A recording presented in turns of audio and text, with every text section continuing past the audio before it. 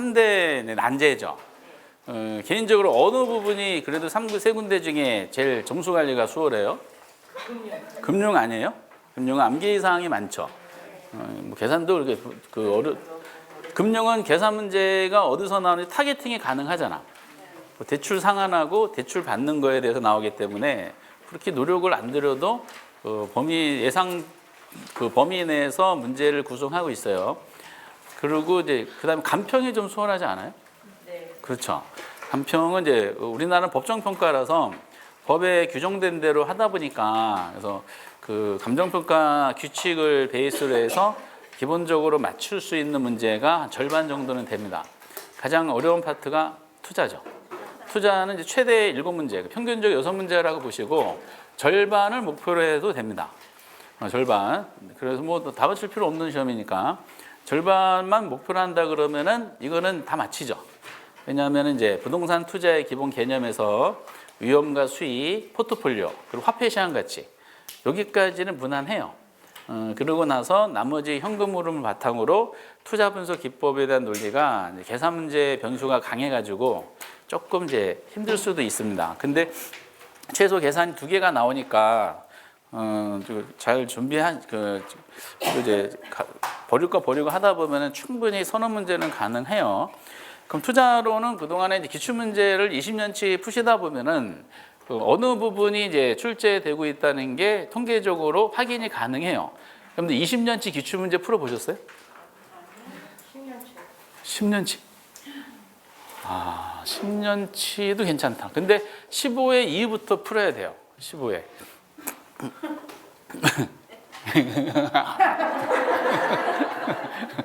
그러면은 투자로는 15회 이후에 규칙 문제 모아다 보면은 파트별로 분류해 보면은 야, 진짜 똑같은 게 또 나오는구나. 근데 왜 이렇게 자꾸 틀리지? 이런 식으로 이제 본인이 그 계획표가 생기게 되는데 먼저 투자의 이제 기본적인 이제 개념은 다 아시죠? 투자는 현재 현금 지출과 미래 현금 유입을 서로 교환하는 행위예요. 그런데 이제 기본 베이스를 바탕으로 해서 부동산 투자할 때 좋은 점이 뭐냐? 장점이 나오죠. 장점 중에서 소득이득과 자본이득 기대할 수 있고 지배도가 기대할 수 있고 절세효과 기대할 수 있죠. 3대 장점이죠. 그리고 인플레이션 해칭 기능이 있다.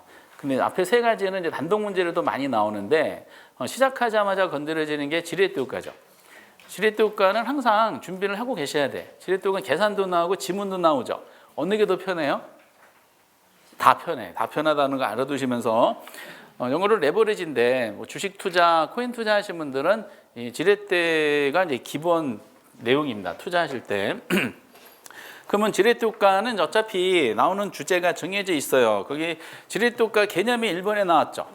그러면 기본적으로 개념 나오다 보면은 3가지의 단어가 나와야 돼. 지렛대 역할하는 것이 등장해야 되죠. 지렛대 역할하는 게 타인 자본이지. 그리고 지렛대 그 타인 자본이 나한테 미치는 충격이 있을 거 아니야. 크기를 뭘로 표현해요? 부채 비율.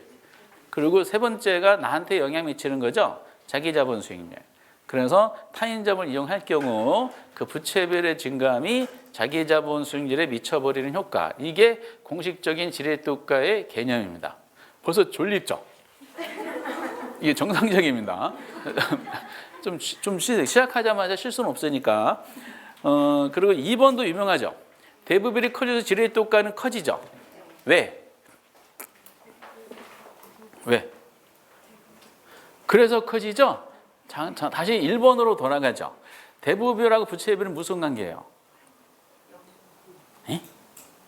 1번 비례 관계, 2번 비료 관계. 비례 관계죠. 그러니까 대부비율이 커지면 위에 1번에 나면 뭐가 커져? 부채비율이 커지잖아. 그러니까 부채비율이 커지니까 지렛대 효과는 커져요. 그리고 동시에 등장하는 게 지렛대 효과가 커진다는 게 양면성이 있어요. 긍정적으로 커질 수도 있고 부정적으로 커질 수도 있고. 당연히 긍정적으로 커질 걸 기대하겠지. 근데 부정적으로 커질까 봐 걱정되잖아. 요즘 같은 상황이죠. 대출 받아서 뭐 주식 투자했는데 금리가 막 상승하잖아. 인플레이션 반영돼서 국채금리 막 올라 기준금리 막 올라가니까 그럼 순식간에 대출 이자율이 커지죠. 그러면은 이게 긍정적인 지렛대가 아니라 부정적으로 나타날 수도 있죠. 그러니까 이걸 뭐라고 표현하나? 위험으로 표현하지. 위험은 증가한다, 감소한다? 증가한다라는 게 2번에 대한 논리죠. 2번은 정답 2번 나왔었어요. 위험이 감소한다고 나온 적이 있었습니다. 그냥 1, 2번은 기본 개념이고, 그리고 이제 3, 4, 5번을 통해서 확인하는데 지레토가 종류가 몇 개 있어요? 응? 지레토 종류가 조옥류 몇 개? 조옥류 3개가 있죠? 응. 정해지레토가 있잖아. 자기자본 수익률, 종합수익률, 저당수익. 이제 의미는 얘네들이 무슨 의미인지 말씀 안 드리겠어요. 부등호가 이렇게 돼야 되죠. 종합이 저당보다 크면은 뭐다? 정해지레토지.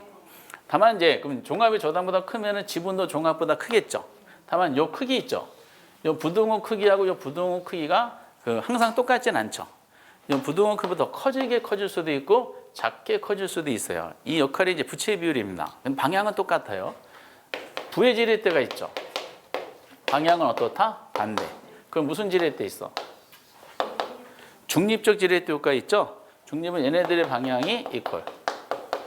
근데 이 논리를 뭐가 이걸 본능적으로 물어보는데 꼭 무슨 공식 기억하시라? 자기 자본 수익률은 종합 수익률. 이 종합 수익률은 이제 대출 안 꼈을 때 자기 자본 수익률이고, 여기서 말하는 지분 수익률은 대출 꼈을 때 자기 자본 수익률이죠. 그 대출 안 끼면 두 가지 같을 수밖에 없는데 가로 종합 수익률 빼기 뭐야? 저당 수익률. 그리고 요 가로가 지렛대효과의 종류를 나타내는 거죠. 종합하고 저당과의 비교를 하는 거니까 곱하기 뭐하라? 부채비. 여기가 이제 지렛대효과의 크기를 나타내는 겁니다. 그럼 이 구조를 아시면은 문제 100% 다 해결이 돼. 그래서 먼저 3번에 보면 정의 레버리지 나왔죠. 정의 지렛대예요. 그러면 종합이 저당보다 높을 때 발생한대. 맞죠? 종합이 저당보다 높아. 얘가 10%고 얘가 8%야. 그럼 가로가 뭐가 나와요? 플러스가 나오잖아. 그래서 정의 지렛대가 되는 겁니다. 종합하고 저당과의 차이. 4번에 종합과 저당이 같대. 종합과 저당이 같아. 얘 10%에 10%. 그럼 가로가 뭐가 나와요? 0. 중립이 나오죠? 0. 그렇죠. 이 논리예요. 동일한데 부채비율이 증가하면은 자기 자본 수익률도 증가한대. 맞아요? 틀렸지? 지금 종합과 저당이 같다 그랬잖아. 10에 10 빼면 0이지. 곱하기 부채비율이잖아요. 0에다가 부채비율이 아무리 늘어나도 뭐예요? 0이죠. 그러니까 자기 자본 영향 받아 안 받아? 안 받잖아요. 근데 변하지 않는데 상승한다 돼 있죠. 그러니까 틀렸지. 종합하고 저당이 같으면 중립적 지렛대이기 때문에 부채비율이 변한다 하더라도 자기 자본 수익률은 변하지 않습니다. 그리고 4번, X5번에 부의 레버리지가 발생했다 그랬죠. 그럼 부의 레버리지 발생했다는 것은 종합이 큰 거야? 저당이 큰 거야? 저당이 큰 거지.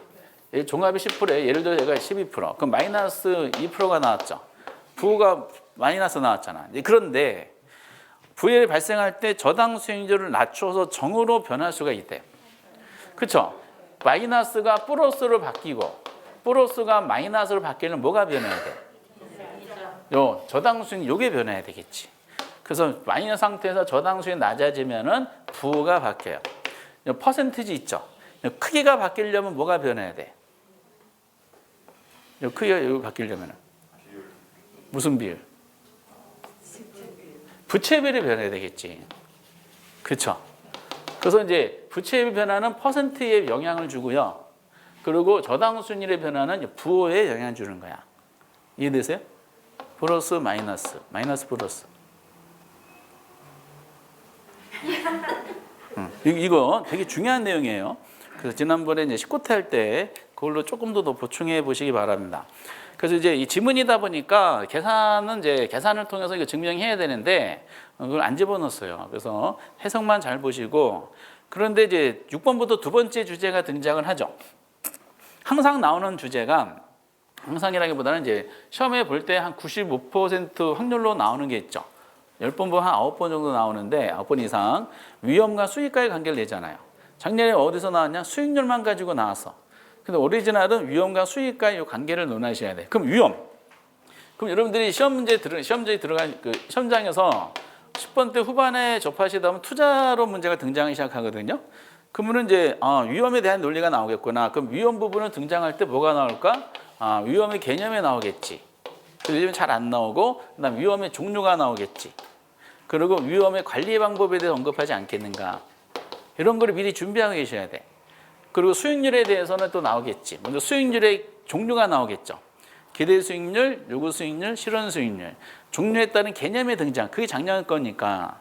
그러면서 그러고 나서 그중에 핵심적인 게 요구 수익률에 대한 논리가 어떻게 구성됐는지 준비하셔야 되고, 그리고 기대 수익률하고 요구 수익률 서로 의사결정하잖아. 두 가지 이제 의사결정 과정에 대한 질문을 하게 되는 겁니다. 그렇게 이제 어디서 어떻게 나올지가 이 투자론의 두 번째 주제인 위험과 수익과의 관계는 거의 정해져 있어요. 그래서 6번에 위험이란 개념이 나왔어요. 실현된 결과가 예상한 결과로부터 벗어날 가능성. 이게 위험의 개념이죠. 맞나요? 맞죠? 그러니까 위험은 별거 아니야. 내가 기대한 거 실현이 안 되면 어떻게 되지? 걱정하는 마음이에요. 그러면 지금 공부 시험 10월 29일에 시험 보실 때 지금 입장에서 위험을 느껴 안 느껴요? 왜 느껴? 그럼 여러분 기대한 결과는 합격이잖아. 어차피 실현된 결과도 합격이실 거 아니야. 그러니까 기대치하고 실제치가 일치하죠. 그 불확실성이 있어 없어? 확실하지? 편안하게 공부하세요. 여러분들은 이미 표준 편차가 제로이기 때문에 기대한 걸 100% 실현시킬 수 있는 실력자분들이 여기 계시는 겁니다. 걱정하지 마세요. 그래서 이제 그렇지. 이게 개념이고, 이런 위험을 나타내는 척도를 뭘로 표현해? 특히 표준 편차를 많이 합니다. 다 용어적인 측면이다라고 보시면 돼요. 그럼 편차가 크다는 말은 무슨 뜻이야? 위험이 크다. 위험이 크다는 것은 실현된 결과랑 예상을 일치하지 않을 가능성이 어떻다? 크다. 이렇게 이제 해석하는 것이고, 요즘은 잘 안 나오죠. 그리고 7번부터 위험의 종류야. 부동산 투자 위험의 종류가 몇 개 있어요?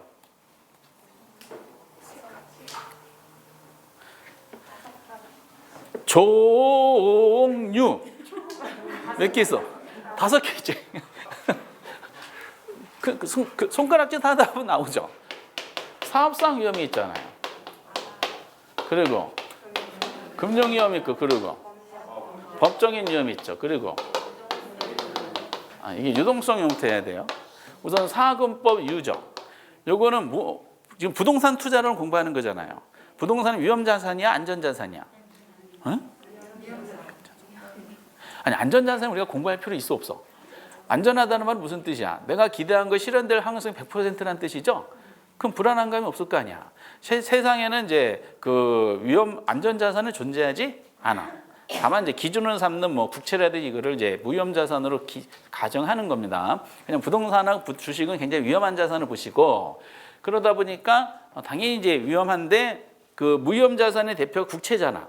그래서 미국에는 기준금 역할을 많이 하게 되는데, 그런데 이제 그 국채에 비해서 어디 투자할 때, 부동산에 투자할 때 내가 기대한 거를 실현시키지 못하게 만드는 요소가 사금법 유적. 국채는 사업상 위험, 금융적 위험, 법적인 위험, 유동성 위험, 국채 투자자들 고려하지 않아요. 이렇게. 그런데 국채도 영향받는 위험이 있죠. 공통적인 위험. 시장에 존재하는 모든 자산에 다 충격 주는 위험이 인플레 위험이죠. 공통적인 위험이라면 제일 마지막에 나와야 돼. 사금법 유인. 근데 사업상 위험 뭐가 나온다고요? 아니, 개념할 때. 아니, 개념. 사업상 위험이라고 개념이 나올 거 아니야. 사업상 위험에는 사업이 나와. 금융 위험에는 뭐가 나와? 개념할 때. 아니, 대출이 나오지. 타인 잡을 이용할 시, 부채를 이용할 시. 그 키워드만 잡으라니까. 나머지는 살을 붙이는 것은 출제원의 마음이에요. 대신에 키워드는 건드리지 않아. 그게 들어가야 돼. 그리고 법적인 뭐가 나와? 법 나와. 법, 제도, 정책 이런 게 나오잖아요. 유동성 위험 뭐가 나와? 현금화가 나오잖아. 현금화. 그렇죠. 인플레는 뭐가 나와? 인플레가 나와. 얼마나 쉬워? 그러니까 사업상이 너무 쉬워서 다시 세 가지로 나눠지죠. 시장 위험은 뭐가 나와? 시장. 운영 위험 뭐가 나와? 운영. 그리고 위치적 위험 뭐가 나와? 위치. 학계론이 이래. 너무너무 쉬운 거야. 대신에 이제 요 운영 위험하고 금융 위험하고 유동성 위험 세 가지는 체크해 놓으셔야 되죠. 그래서 운영 위험과 시장을 특히 잘 비교해 주셔야 돼요. 이런 부분들에 대한 논리죠. 사금법 유인인데 그에 대한 내용이 이제 종종 나오죠. 그래서 7번에 타인잡을 이용할 시 금리 인상, 이거 무슨 위험이에요? 금융 위험이에요. 타인잡을 이용했다는 말이 나오니까 이거 금융 위험이에요. 금융 위험 맞지? 얼마나 쉬워. 8번에 금융정책, 재정정책 등으로 수익성 악화, 금융 위험. 이거 무슨 맞아요, 틀려요? 틀렸지? 이거 무슨 위험이야? 법률적이죠. 왜 법적이라는 거 어떻게 알았어요?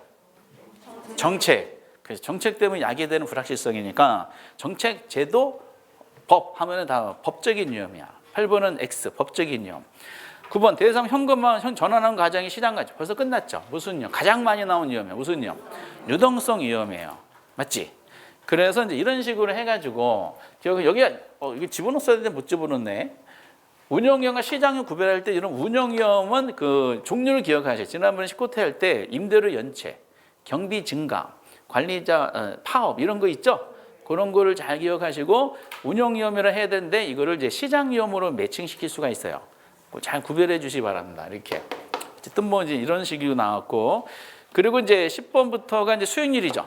수익률의 종류는 3개 있죠. 기대, 요구, 실현. 그 중에 어느 거 가지고 의사결정해요? 기대 수익률하고 요구 수익률 가지고 의사결정하죠. 기대 수익률과 요구 수익률. 그럼 어느 게 더 커야지 투자 결정이에요? 기대가 커야 되죠. 얘가 투자 이제 OK 사인 나는 건데 그러면 기대 수익률은 지문 어차피 하나밖에 안 나와. 기대 수익률은 개념만 나오죠. 기대 수익률 투자 부동산으로부터 예상 수익과 예상 지출을 토대로 계산된 수익. 이게 유일하게 나오는 것이고 그러면 뭘 중점적으로 공부하셔야 돼요? 요구 수익률 가지고 중점적으로 하셔야 돼요. 요구 수익률 구조가 있잖아. 그게 시험에 아주 많이 나오죠. 그럼 이제 얘는 그래서 예상 수익률이죠. 나중에 같은 말로 무슨 수익률이라 그래? 내부 수익률. 얘는 이제 최소 수익률이야, 최대 수익률이야? 최소 수익률이면서 얘는 기회비용 개념이지. 그런 식으로 하시면 돼요. 그러면 이제 예를 들어 10번 같은 경우 요구 수익률을 해놨어요. 투자로부터 기대되는 예상 수익, 예상 토대로 계산된 수익률, OX. X죠. 이게 무슨 수익률을 해야 돼? 이게 기대 수익률이지. 기대 수익률. 12번에 기대 수익률은 위험이 줄었을 때 자금을 투자하기에 충족 최소한의 수익률. 이거 X지. 지금 11번이 뭐야? 이게 요구 수익률. 10번과 11번이 바뀌었잖아. 요거 공부하시면 작년에 한 문제 맞췄죠. 그런데 11번이 요구 수익률이에요. 기대 수익률이 아니라. 그럼 요구 수익률은 주관적 수익률이잖아. 그럼 요구 수익률 개념에 등장할 때는 만약에 제대로 다 쓴다. 그럼 기본적으로 무슨 단어가 나와야 되냐? 위험이라는 단어가 나와야 돼. 왜? 자본을 투입하는 투자자가 요구하는 조건이잖아요. 그럼 투자자는 항상 걱정되는 게 있죠.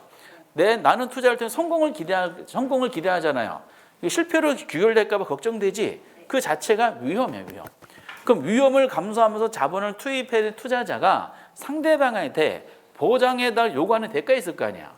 그 요구하는 대가가 최소 대가야, 최대 대가야? 최소죠. 그래서 요걸 틀리게 될 때 어쨌든 위험 나오면 요구 수익률인데 최소 수익률은 이미 최대 수익률로 나왔었지.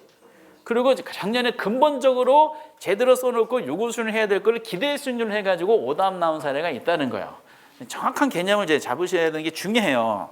안 풀 건 안 풀어도 되지만 이런 건 아셔야 돼. 12번에 기대 수익률. 어떤 투자자가 다른 게 투자했을 때 대안적으로 얻는 수익이라는 점에서 기회비용, X.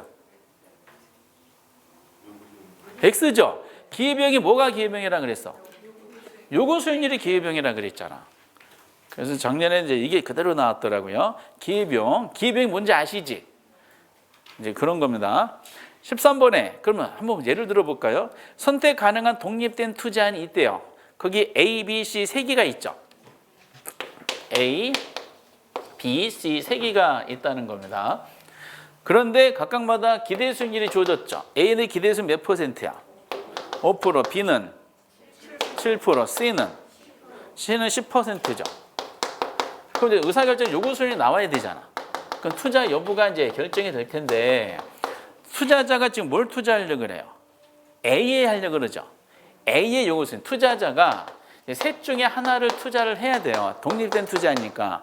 이 사람이 A를 선택하고자 할 때 A 투자안의 요구 수익률은 최소 몇 % 이상이 돼야 돼?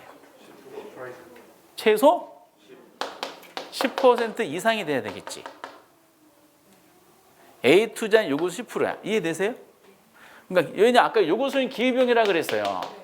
기회비용이란 말은 선택 가능한 여러 대안이 있을 때 그중 어느 하나를 선택하죠. 그럼 포기된 게 있겠지. 포기된 것 중 가장 큰 걸 뭐라 그런다? 기회비용. 그럼 이 사람이 A를 선택하려고 그래. 포기된 거 뭐하고 뭘 포기했어?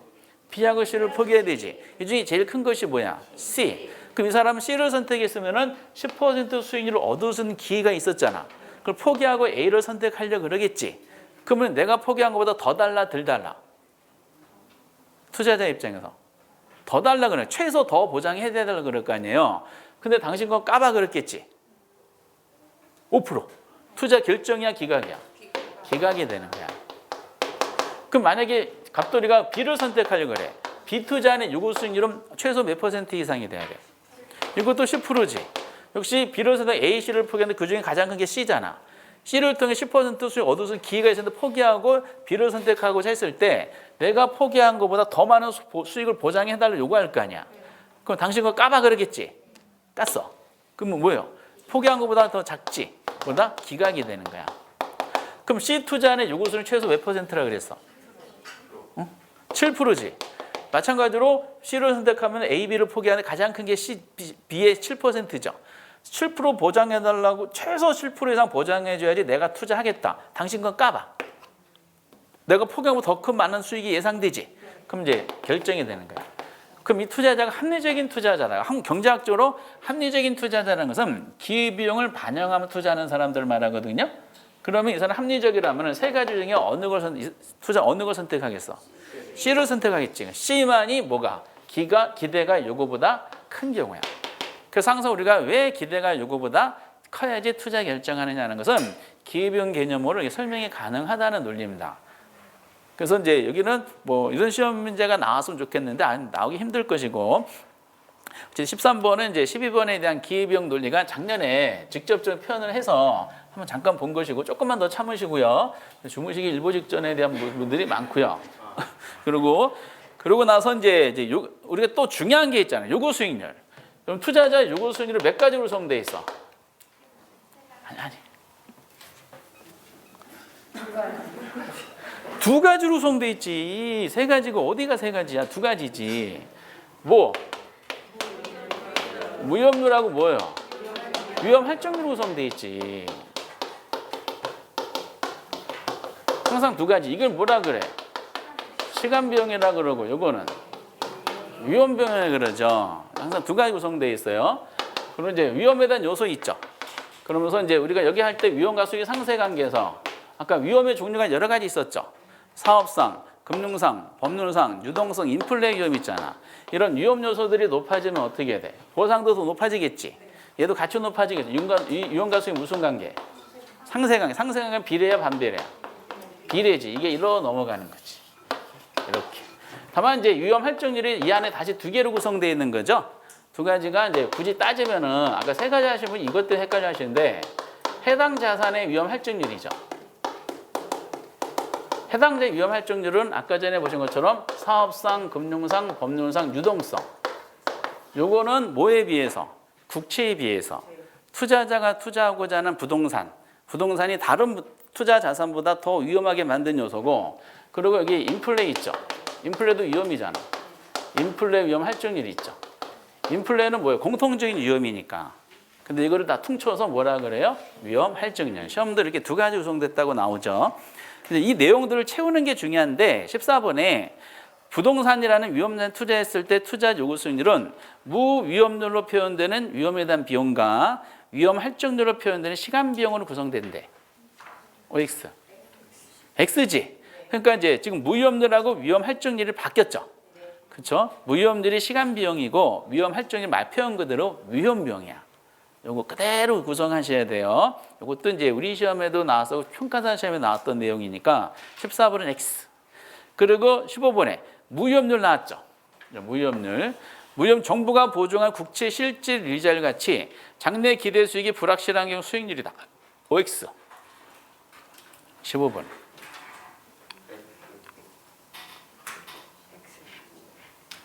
X죠. 뭐가 틀렸어? 불확실히 틀렸지. 무위험률이란 말은 무위험 자산에 투자했을 때 기대 수익률이야. 무위험 자산의 말 아까 기대한 거랑 실현된 결과 일치할 가능성이 높은 자산이죠. 그 무위험 자산이 되려면 뭐가 돼? 불확실성이 뭘로 바뀌어야 돼? 확실하고 해야 돼. 확실. 그죠? 이렇게 말장난을 해. 불확실이 아니라 확실. 이게 이제 무위험률에 대한 개념이고 15번은 X. 16번에 이제 16번 되게 중요한 지문이잖아. 그럼 요구 수익률은 무위험률과 위험할증으로 구성되어 있다 그랬죠? 그치? 요거는 보통 무위험률 국채이자율 많이 잡은데 다만 여기 주의사항이 이 위험이라고 할 때 모든 위험에 대한 보상을 달라고 할 수가 없어요. 항상 무슨 위험에 대한 보상을 달라고 할 수 있어? 체계적 위험. 체계적 제거 가능해요? 불가능해요? 불가능하죠. 체계적 제거 불가능하기 때문에 유일하게 해결하는 방법은 전가시켜야 돼. 투자자가 상대방한테 떠넘기는 거야. 전가. 체계적 위험은. 그런데 요거에 대한 유명한 내용이 16번이잖아. 무위험률이 상승했어. 요구 수익률은 상승하지. 2개 더한 것이 요구 수익률이니까. 그 비체계적 위험이 상승했어. 요구 수익률은 어떻게 돼? 변하지 않아. 변하지 않아. 비체계는 제거 가능해요? 불가능해요? 가능하지. 그쵸? 체계는 제거 불가능하기 때문에 떠넘겨가지고 해결하는데 비체계는 당신이 해결하라는 거야. 그렇죠? 그래서 비체계적 위험의 변화는 요구 수익률에 영향을 안 줘요. 그래서 항상 무슨 위험? 체계적 위험. 그 체계적 위험만 나온 거야. 그래서 뒷부분은 X야. 비체계를 뭘로 바꿔라? 체계. 체계로 바꾸셔야 돼. 굉장히 중요한 지문이에요, 이것은. 그래서 어쨌든 이렇게 논하고, 그리고 이제 의사결정이 나오죠. 기대하고 요구 잡았어. 17번에. 기대가 요구보다 크면은 투자한대. 맞죠? 기대 요구가 크면 투자 의사결정. 이게 작년에 정답이었잖아요. 18번에. 이제는 이제 요거 18번도 주의하셔야 되는데, 그럼 방금 전에 기대 수익률하고 요구 수익률을 비교했어요. 이게 더 큰 투자 결정한다 그랬죠.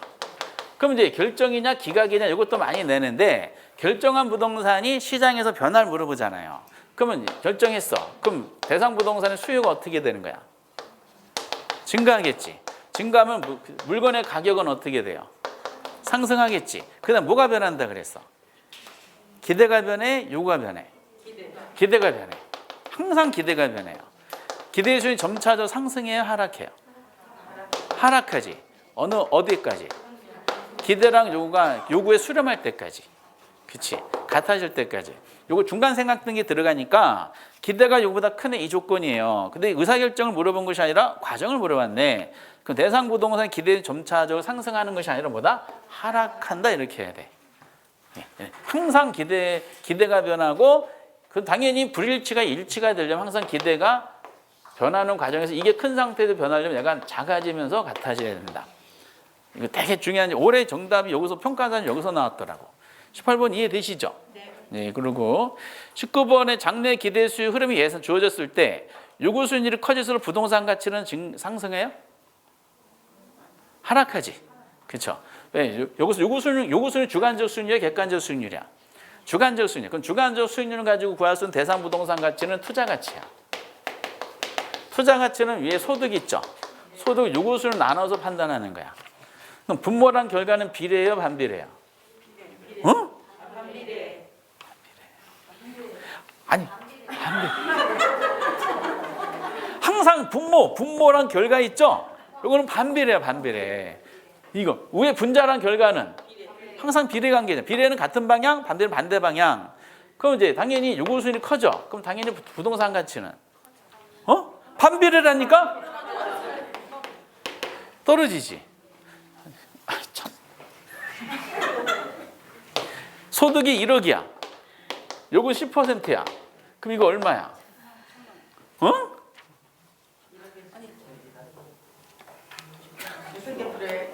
계산기를 괜히 여쭤봤네요. 이거 10억이잖아, 10억. 그치? 투자 가치는 1억이야. 요구 수익률이 20%야. 이건 또 2배가 어려워졌어요? 20% 올리니까? 그럼 1억을 20% 남으면 이거 얼마야? 5억이잖아, 5억. 그럼 요구 수익률이 증가했죠? 증가했잖아. 그럼 투자 가치는 감소했잖아. 이걸 왜 했는지 모르겠는데 어쨌든 이렇게 그래서 이제 요구 수익률하고 부동산 가치는 이제 반대로 움직이기 때문에 감소한다라고 하셔야 되지. 하락한다, 감소한다. 19번은 X. 그리고 20번에 위험을 관리하는 방법이 있죠. 이런 관리 방법도 이제 이 요구 수익률에 대한 내용만큼 이제 종종 나오는데 여러 가지가 있는데 이제 필요한 것만 하세요. 먼저 위험을 회피하는 방법이 있어요. 그 위험 회피하는 방법, 위험한 자산은 무조건 투자 대 제외. 그러니까 위험 회피해. 그럼 키워드가 뭘 잡아? 제외. 위험한 자산 제외해야 돼. 그럼 이 사람은 부동산 투자하지 않겠지. 국채만 투자하는 사람이에요. 그럼 거기 20번에 위험을 관련 국채와 같은 무위험 자산을 투자하는 경우를 뭐라 그래? 위험을 전가. 물가 상승만큼 임대료가 인상되도록 임대에게 체결하는 게 위험 회피래. X. X지. 위험 회피랑 전가가 어떻다? 바뀌었어. 이게 바뀐 게 금방 느껴져요? 네, 느껴져요. 그리고 이제 21번과 22번은 이제 별표 쳐야 되겠죠. 그러면 기대 수익률하고 요것을 비교해서 위험 관리하잖아. 기대 수익률은 투자 부동산 수익을 얘기하는 거죠. 그럼 기대 수익률을 가지고 위험 관리할 때는 기대 수익 키워드가 뭐예요? 기대 수익률을 하향 조정해야 돼? 상향 조정해야 돼? 아니, 위험 관리 방법이라니까? 그럼 기대 수익률 나오면은 얘는 당연히 기대 수익률을 하향 조정 이렇게 나와야 돼. 그럼 이 내용이 뭐냐? 기대 수익 투자 부동산 아까 수익을 나타낸다 그랬잖아. 그러면은 기대 수익을 가지고 위험 관리하는 사람들은 수익이 나왔죠. 수익 가능한 한 낮게 잡는 거야, 높게 잡는 거야? 낮게 잡는 거야. 이렇게 위험 관리하는 사람이지. 그러니까 주식 투자하시는 분 이거 많잖아. 본인 주식 투자했는데 수익률이 수수료가 만약에 0.1%다. 그럼 수익률이 주가가 올라갔어. 코인가가 올라갔어. 0.5%가 됐어. 팔아버려. 이렇게 위험 관리하는 사람들이 뭐예요? 이게 기대 수익률을 하향 잡아서. 그래서 이렇게 하는 사람 보수적인 전략이라 그래. 여러분 이렇게 투자하세요? 그렇게 안 하시는구나. 그러면은 기대 수익률 상향 조정 방법은 투자에 가능한 한 높게 예측하는 보수적인 전략이라. X. X지. 여기는 이제 세부적으로 들어가지 않고 말장난으로 시험에 내거든요. 기대수를 나왔으니까 상향 조정이 아니라 뭐라고 그래? 하향 조정. 그 얘는 수익을 가지고 의사결정하는 거잖아요. 수익을 가능한 낮게 잡는 거야, 높게 잡는 거야? 낮게. 낮게라고 하셔야 되지. 이런 글자 장난. 22번이 정답 3번 나왔는데 요거 수익률이죠. 아까 요거 투자자의 이제 뭐예요? 주관적인 수익률이잖아. 투자 요구하는 거야. 그럼 요거 수익률은 상향 조정이야, 하향 조정이야? 이건 상향 조정이야. 이걸 하향으로 내서 틀리게 나온 적이 있었고, 이것은 아까 위험을 반영한다 그랬잖아요. 그럼 투자자가 장래 수익이 예상되는 거를 현재 가지고 구할 때 위험이 높아질수록 많은 위험을 감수하는 경우죠. 그러면 그 다음에 높은 할인을 적용하는 거야, 낮은 할인을 적용하는 거야? 높은, 여기는 높은이 나와야 되지. 그래서 위험이지. 거기 몇 번이야? 22번에 요거를 하향이 아니지. 상향 조정이고, 위험이 증가할 때 투자하는 데는 낮은 할인율이 아니라 뭐라 하게 돼? 높은 할인 이렇게 해야 돼요. 아주 중요한 내용이죠. 말장난 가지고 시험에 나올 수 있는 거. 요거 가지고 상향 조정해서 주식 투자하는 사람들은 본인이 많은 좀 감수하면 투자하는 거잖아요. 본인이 수익률을 이제 최대로 잡아놓죠. 그래서 만약에 30% 수익이 나올 때 주식을 안 팔겠다. 코인을 안 팔겠다. 그래서 주가가 막 올라가. 20% 됐어. 그래도 안 팔아. 목표치도 30%, 29%에서 안 팔아. 기다리는데 폭락하지. 많이 나와서 70% 됐지. 그래도 안 팔아. 왜? 여기까지. 내가 이만한 위험 감소했으니까 특히 시간도 감소했잖아. 2년을 기다렸어. 그래도 마이너스 아직도 60%야.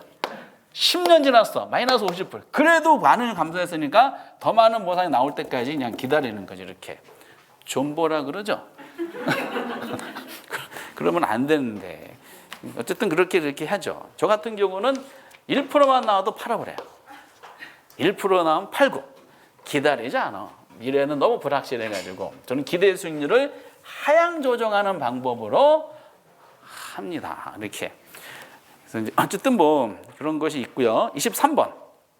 이제는 여기까지 22번까지는 반드시 여러분들 요약집 가지고 지난번 치코테 자료 가지고 내 걸로 만들어 주셔야 돼. 그러니까 어디서부터냐면은 중요한 것이 어디서부터야? 10번부터죠. 10번부터 시작해서 어디까지지? 22번까지. 요거는 기본적인 지문을 핵심적인 지문을 한 건데 시코테에서 연습했던 그 문구 있죠? 한 페이지밖에 안 돼. 그거를 이제 가지고 자꾸 보세요. 그럼 거기서 말장난이 현란하게 돼. 이걸 틀리면 진짜 상처받아. 그리고 또 하나 세 번째 주제가 넘어가는 게 포트폴리오잖아요. 포트폴리오는 분산 투자죠. 분산 투자는 이제 하려면 아무 자산계 결합하면 안 되잖아. 포지션별로 그 우수한 자산을 골라내야 돼. 그 포지션별로 우수한 자산을 골라내는 방법이 평균분산법이라고 있어. 평균분산. 그래서 거기에 23번에 평균분산. 평균이 뭘 말해요? 평균은 수익. 분산은 위험. 그럼 평균 분산은 별게 아니라 수익과 위험을 측정해서 우수한 자를 골라내는 방법으로서 기본 모델이 24번처럼 모든 투자자들이 같은 위험 수준에서는 기대가 가장 높은 거, 같은 기대 수익이 위험이 낮은 툴을 선택하는 거래. 당연한 말이지. 수익이 같으면 위험이 낮은 거, 위험이 같으면 수익이 높은 걸 선택하는 논리가 평균 분산. 이것도 디테일하게 할 수가 있는데, 그리고 이제 맞고요. 24번에 평균 분산법이야. A 투자안과 B 투자안의 기대 수익률이 같대. 그럼 수익이 같은 거지. 그러면 A 투자안보다 B 투자안의 편차가 더 크대. 그럼 표준 편차는 어느 게 더 커? B가 더 크죠? 그 무슨 뜻이야? A하고 B는 수익이 같아. 어느 게 더 위험하다는 거야? B가 더 위험하다는 거지. 그럼 어느 걸 선택해? A를 선택하는 거야. 근데 B를 선택한다고 나왔죠? 틀렸잖아. 어때? 쉬워요? 쉬워요? 쉬워요? 쉽잖아. 좀 주무시니까 어려운 것이지 쉬운 거야. 쉬운 거. 근데 여러분 평균 분산 판단할 수 있는 경우수가 몇 가지 있는가 혹시 아세요? 4가지 경우가 있죠. 방금 2가지고, 그리고 이제 근데 마지막 4번째가 예를 들어서 기대 수익률이 있고 이제 표준 편차가 있는데 A가 B보다 기대 수익률이 커. 근데 표준 편차도 A가 B보다 커. 그럼 수익을 따지면 어느 게 더 우수해? A가 우수해. 위험으로 따지면 어느 게 더 우수해? B가 우수해야지. 표준 편차는 위험한 거니까. 그러면은 수익과 위험 측정 결과 서로 같아야 달라요. 다르지. 이럴 때는 평균 분산법을 판단할 수 있어 없어? 판단할 수 없지. 판단할 수 없는 경우를 투자하는 방법이 2가지가 있잖아요. 우리 시험에서. 하나는 뭐야? 상대적으로 위험을 따지는 방법이 있죠.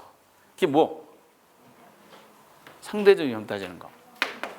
아니, 상관계수랑 변이계수는 완전히 다른 개념이에요. 정확하게 하셔야 돼. 변이계수가 있지, 변이계수.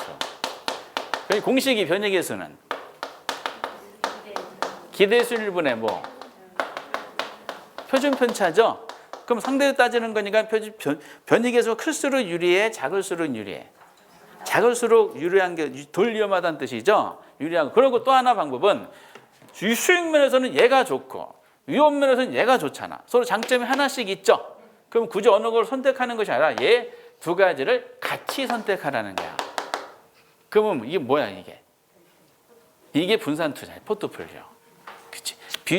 아주 비주얼 우수한데 성격이 아주 안 좋아. 비주얼 안 좋은데 성격이 천사야. 그럼 어떻게 사귀어야 돼? 둘 다 사귀면 돼. 그렇지. 그게 이제 포트폴리오 논리죠. 그래서 25번이 나온 거죠. 변이계수는 수익률을 올리기에 감소하는 위험의 비율로 표준 편차를 기대 수익률로 나눈 값이래. 응? 맞지? 표준 편차를 기대 수익률로 나눈 값이야. 올해 감정평가 시험에 이걸 틀리게 냈어. 어떻게 틀리게 냈을까? 그렇지. 기대 수익률을 표준 편차로 나눈 값 이렇게 내버린 거야. 다 예측이야, 예측. 그러고 나서 이제는 포트폴리오로 넘어가. 계산 문제 건드리지 않고. 이 포트폴리오 논할 때는 무조건 이제 우리가 정해졌어. 조금만 더 참으세요. 조금만 더. 지금 저 거의 뭐 쓰러지신 분, 제가 마음이 아파 죽겠어. 마음이 죽겠어. 포트폴리오 할 때는 총위험 있죠. 얘는 뭐하고 뭐?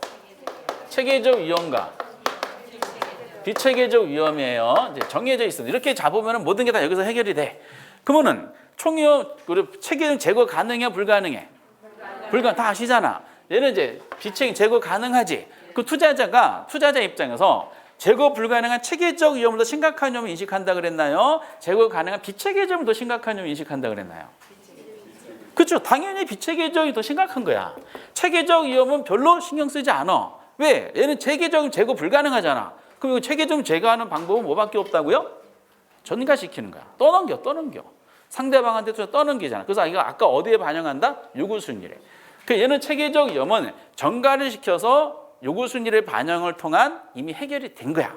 근데 비체계는 전가를 못 시키지. 제거 가능, 당신이 해결하고 오라는 뜻이잖아요. 그러니까 포트폴리오 요것이 이제 관점이고, 그 다음에 정해져. 요것이 포트폴리오 관리 대상되는 거니까 요거를 얼마만큼 제거를 잘하느냐가 결과적으로 위험을 관리하는 방법이 될 거 아니에요. 그럼 여기서 등장하는 한 단어 또 뭐가 등장해? 아니, 상관계수가 나오지. 단어, 용어. 요거. 상관계수라는 단어가 나온 범위가 어디서부터 어디까지?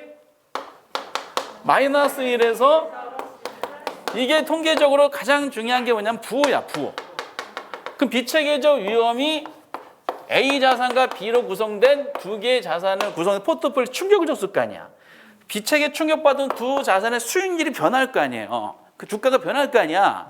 그런데 마이너스는 같은 방향, 반대 방향?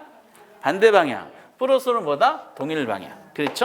반대 방향이라는 말은 결합하는 두 자산 성격이 상이하다, 유사하다? 상이하다. 반대 방향이니까 상이하다. 플러스니까 어떻다? 유사하다. 그러면서 이게 크기가 숫자가 크기를 말하죠. 근데 상관계 마이너스 1인 자산 결합해서 그러면 어떻게 돼? 비체계는 0까지 완전히 제거되지. 뭐 이런 단순한 거예요, 단순한 거. 그리고 플러스 1은 완전히 똑같은 자산끼리 결합한 거죠. 그러니까 저하고 원빈을 같이 사귀는 사람 그런 느낌이 들 거야. 월요일날 원빈 사귀었어. 화요일날 저를 만나. 다른 사람 만나는 느낌 들어, 안 들어? 안 들지. 왜냐? 똑같잖아. 세상에. 어쨌든 시험 때까지 인정해야 돼. 이렇게 이제 시험 때까지만 한정적으로 인정해야 됩니다. 그러면 전혀 제거 안 되잖아요. 맨날 이런 식이야. 그러니까 단어에 대한 해석풀이지 이걸 가지고 뭐 숫자 장난해가지고 이렇게 하기는 힘들어요. 뭐 중개사 시험 뭐 그런 거 내잖아요. 시험지 다 찢어버려야 돼. 근데 용어적으로 해결도 안 되시면 문제가 되는 거죠. 그럼 거기 보니까 26번에 부동산은 이게 우리 시험에만 나오는 지문이죠. 부동산과 개별성 때문에 시장이 지역별 용도가 상이하잖아요. 때문에 부동산은 다양한 부동산 포트폴리오 구성하기가 쉬워요, 어려워요? 쉽다고 해야 돼. 상이한 자산이니까 이게 우리 시험에 나오는 내용이죠. 어렵다는 쉽다. 그 다음에 이제 핵심이 들어가죠. 이줄 포트폴리오 총위험은 체계, 비체계, 합 맞죠? 방금 이 구조고 그리고 28번 분산도 제거할 수 있는 점 비체계. 인플레 경기 이자율 변화 등을 제거할 수 없는 걸 뭐다? 체계. 이것만 구별해도 뭐 거의 70% 해결이 돼. 포트폴리오 관리 나왔죠. 포트폴리오 관리는 다 암기할 필요 없어. 키워드 하나 있죠. 포트폴리오 관리라는 건 별게 아니라 비체계적 위험을 제거하기 위한 자산 조합이라고 보시면 돼. 그 안에서 무슨 단어만 찾으면 돼? 비체계를 찾아야 돼. 비체계. 그 비체계적 위험을 뭘로 바꿔서 내요? 그렇죠. 정해졌어. 이렇게 중개사는 그렇게 복잡하게 안 나와. 그럼 포트폴리오 관리란 유형에서 분석이 체계적 틀렸잖아. 비체계 하셔야 되고요. 틀렸고 30번에 포트폴리오 편입된 투자 한수를 늘리면 늘수록 체계적 위험이 감소되는 포트폴리오 효과라 그러죠. 포트폴리오 효과는 별게 아니야. 그냥 비체계적 위험의 제거 정도라 하시면 돼. 그 비체계가 나와야 되지 무슨 좀 또 나왔어? 체계가 나왔지. 체계는 우리 건드릴 수 없는 영역이에요. 그래서 이제 체계가 아니라 비체계. 이것도 X잖아. 그러고 나서 31번에 자산수가 많을수록 각 자산 기대 분포형 서로 유사하기 때문에 비체계적 통계 제거돼요? 유사한 자산 결합하는 것이 아니라 무슨 자산 결합해야 돼? 상이한 자산끼리 해야 되지. 상이하다 상관계수가 마이너스. 유사하다 상관계수 플러스이란 논리야. 이렇게 틀렸지? 그치? 유사가 아니라 상이. 30 변이계수는 포트폴리오 수익 간의 방향성 관계를 측정한 지표로서 반드시 마이너스 플러스 1 사이의 값을 갖는다. OX. 틀렸잖아. 상관계수지 변이계수가 아니야. 죄송해요. 두 개의 계수가 나와가지고 헷갈리게 만드는 변이계수, 상관계수. 변이계수는 평균분산 원리 가지고 하는 것이고요. 상관계수는 비체계 위험의 제거 정도를 나타내는 자산 조합을 말하는 것이에요. 이렇게 이제 하시면 돼요. 그래서 상관계수 이렇게. 그리고 이제 포인트가 그 다음에 나오죠. 33번에 두 개 투자 수익률을 서로 동일 방향으로 움직였어. 동일 방향 상관계수가 플러스일까 마이너스일까? 플러스일까? 그러면은 포트폴리오가 커져 작아진다 해야 돼. 동일 방향 플러스 여기까지 제대로 돼 있어. 효과는 작아진다. 맞지? 그렇지. 이렇게 이제 삼박자가 맞아야 돼요. 34번에 수익률 분포 완전한 의미상관 마이너스 1이래. 상관 마이너스면 완전한 분산 투자가 되죠. 비체계적 의미 제로가 돼. 그러면 조정하면 총위험을 0까지 줄일 수 있대. OX. 틀렸잖아. 총위험이 0이 되는 경우는 있을 수가 없어요. 다시 볼게. 다시 여기 지워버려야겠어. 오케이. 그죠? 요거는 숙명이야. 요거는 이쪽이야. 총위험 체계보다 비체계. 더하기 뭐예요? 비체계. 오로지 우리가 상관계수는 뭐만 건드리는 거야? 비체계만 이 건드리는 요 상황이야, 상황. 그 얘가 0이 됐어. 그래서 무슨 위험은 남아? 그러니까 총위험이 0이 되는 경우는 있을 수가 없어요. 이렇게 인플레이션은 꼭 있으니까, 이런 식으로 있으니까. 아이 어머니나. 그래서 총위험이 아니라 비체계 이렇게 하셔야 되고, 35번에 상관계수 마이너스 1인 경우를 제외하면 포트폴리오 항상 나타난다.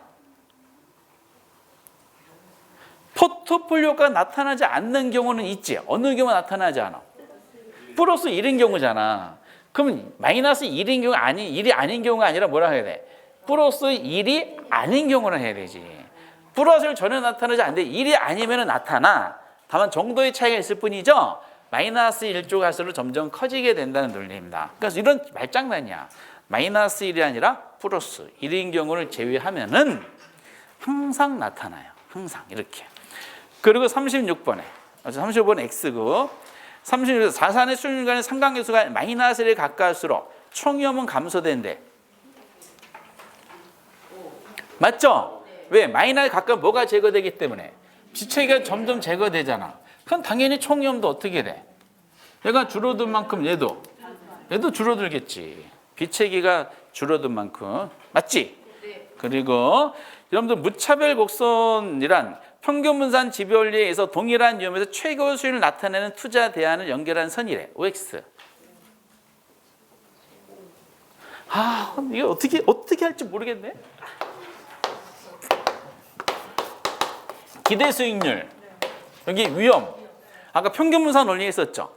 평균 분산 원리에 의해서 도출한 곡선이 있잖아. 동일한 위험 수준에서 최대 기대수를 나타내는 투자 대안을 쭉 연결하는 선이 있잖아요. 이걸 뭐라 그래? 이걸 효율적 전선이라 그러지. 그러니까 효율적 전선은 평균 분산 원리에서 동일한 위험 수준에서 최대 기대를 나타내는 투자를 연결한 선. 그러면 효율적 전선상의 점들 중에서는 어느 게 우수한지를 알 수가 없죠. 그럼 어느 걸 선택하느냐는 뭐에 따라 달라? 투자자들의 위험에 대한 태도. 투자자 위험의 태도를 나타내는 곡선이 무슨 곡선? 무차별 곡선. 그러면 효율적 전선과 무차별 곡선은 무슨 점? 접점. 이 접점 우리가 뭐라 그래요? 작년 기출문제 정답.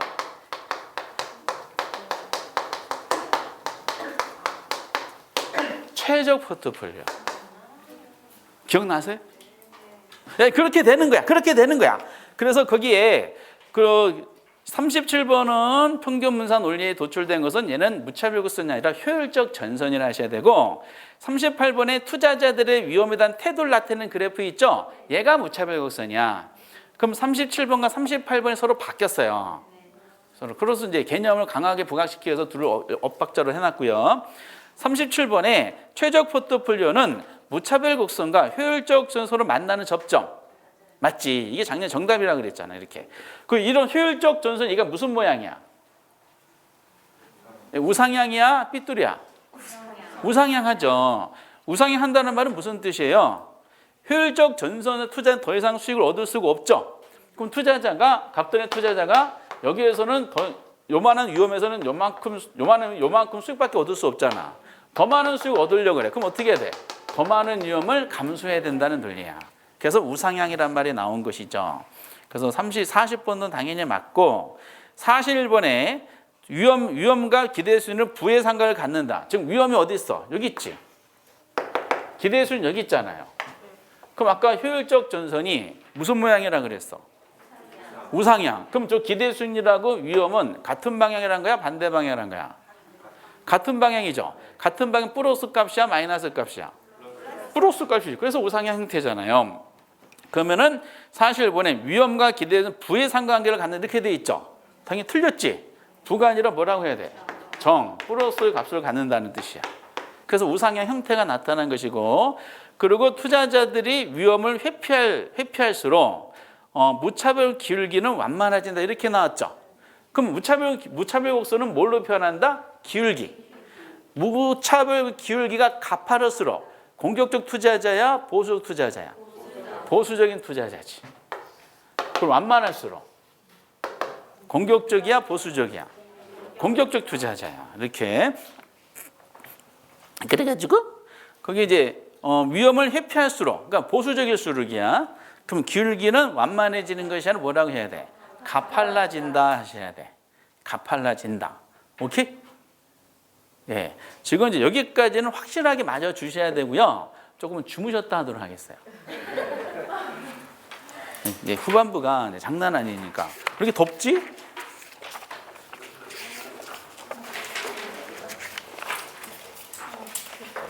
졸리세요? 예.